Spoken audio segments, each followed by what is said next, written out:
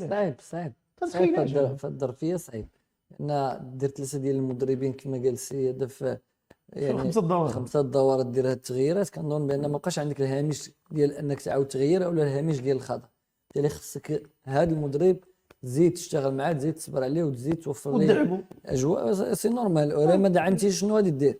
خصك توفر ليه الاجواء وتدعمه وتدعم حتى اللاعبين، لان هما راس المال اللي غادي يعطيوك النتائج. بالتالي خصك توفر ظروف اكثر وتدعم اللاعبين يعني نفسيا، ترجع التحفيزات الماديه اللي تخليهم كذلك ان واحد الحافز اخر غيلعبوا عليه، ماشي غير النتيجه ولا البريم اللي عندهم، حافز مادي اكبر باش يعني ترجع للعجله ديال الانتصارات.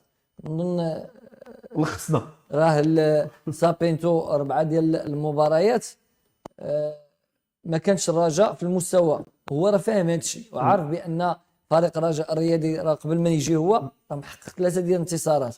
بالتالي هو خصو يقلب على الحلول التقنيه اللي غتعطي اضافه لفريق الرجاء الرياضي، لان التغيير دار باش فريق الرجاء الرياضي يزيد لقدام ويحقق نتائج افضل ويوجد راسو العصبه ديال الابطال، لان خصو يدخل هو معنويات مرتفعه، هو عنده شخصيه ديال فريق قوي ولا فريق ينافس على اللقب.